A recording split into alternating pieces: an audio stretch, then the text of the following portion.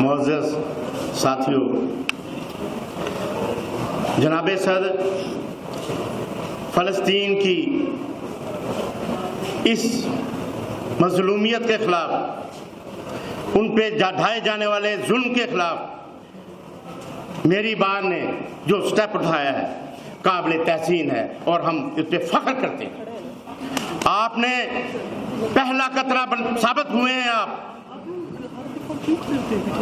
اور آپ نے یہ حصہ ان مظلوموں کے ساتھ ہمدردی کر کے اپنا حصہ ڈالا ہے اور ہمیں بھی ساتھ شامل کیا ہے۔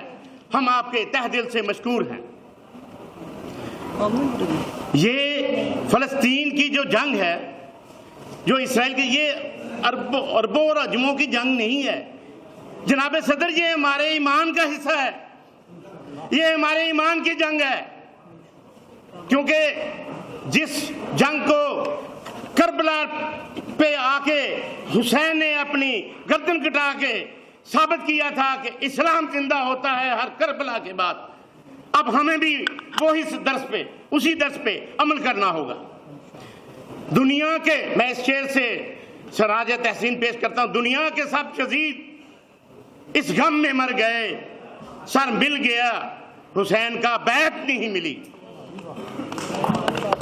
صدر محترم، کون کہتا ہے کہ جنگ کے کربل ختم ہوئی؟ ہم آج بھی لڑ رہے ہیں آل یزید کے۔ جناب صدر، ہمارے فلسطینی بھائیوں کے ساتھ پہلا ریزولیشن قائد اعظم محمد علی جناح نے اس وقت پیش کیا تھا جب انہوں نے کہا تھا کہ فلسطین ہم تسلیم نہیں کر سکتے۔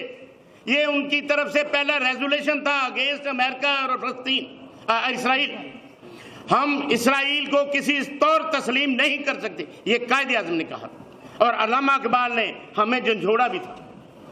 ان کے اشعار میں وہ فرماتے ہیں، کبھی اے نوجوان مسلم تدبر بھی کیا تو نے، وہ کیا گردوں تھا ہے جس کا تو ایک ٹوٹا ہوا تارا، تجھے اس قوم نے پالا ہے آغوش محبت میں، کچل ڈالا تھا جس نے پاؤں میں تاجے سرے دارا۔ جناب صدر، ہم اسلامی جمہوریہ پاکستان کے باسی ہیں۔ افسوس یہ ہے کہ نہ ہم اسلامی بن سکے نہ جمہوریت آئی سکے۔ اس کے ذمہ دار کون ہیں؟ قائد اعظم کی وفات کے بعد علم اٹھایا لیاقت علی خان نے، ان طاغوتی، ان جابر امریکیوں نے سازش کے تحت ان کا قتل کروا دیا۔ ان کے قاتلوں کے خاندانوں کو آج تک وظیفہ دیا جا رہا ہے اور ہمارے لیے یہ قابل شرم ہے۔ اس کے بعد امریکہ نے، ہمارے ایک لیڈر نے اس کے خلاف آواز اٹھائی، ذوالفقار بھٹو نے، اس کا کیا حشر کیا؟ ہمارے ہی منافقوں نے ان کو دختہ دار پر لٹکا دیا۔ اب ایک اور مثال پیدا کرنے کی کوشش کی جا رہی ہے۔ جناب صدر، ہمیں جاگنا ہوگا، ہمیں اٹھنا ہوگا، ہمیں کھڑے ہونا ہوگا، یہاں کے منافقوں کے خلاف بھی اور دنیا کے منافقوں کے خلاف بھی، دوہرے معیار کے خلاف۔ جناب صدر، میں آپ کی اجازت سے چیف آف آرمی اسٹاف سے کہتا ہوں، وہ راجہ داہر جس کے ظلم کے خلاف محمد بن قاسم وہاں سے آئے تھے، وہ آج آپ کو فلسطینی بلا رہے ہیں، جاگو۔ راحیل شریف، مسلم امہ کے ممالک کے کمانڈر ہو، تم اس فوج کے کمانڈر ہو جو مسلمان ملکوں کی یکجا ہو جائے۔ میں اپنے army chief of army staff سے بھی کہتا ہوں، پکار رہے ہیں، کہاں گیا ہے جذبہ ایمانی؟ چیف جسٹس صاحب، آپ ایک اسلامی ملک کے چیف جسٹس ہیں، ہمیں بڑا خوشی ہوتی ہے ہمیں جب آپ قرآنی آیات کا حوالہ اپنی تقریروں میں دیتے ہیں۔ آپ دیکھیں کہ بطور چیف جسٹس آپ کے اس وقت امت کے لیے بھی کچھ فرض ہیں۔ آپ ہاؤس کا اجلاس بلائیں، آپ فل کور بلائیں اور دیکھیں یہ جو انسانی حقوق کی پامالی فلسطین میں بچوں پہ ہو رہی ہے، عورتوں پہ ہو رہی ہے بمباری کے تحت، آپ ایک اپنا میسج دیں اپنی عدلیہ سے کہ یہ ہمیں بڑا دکھ ہو رہا ہے، اور یہ ایک ریزولوشن پاس کریں سپریم کورٹ آف پاکستان کی طرف سے۔ اور بتا دیں دنیا کو کہ یہاں زندہ قوموں کے زندہ جج بھی ہیں، قاضی بھی ہیں۔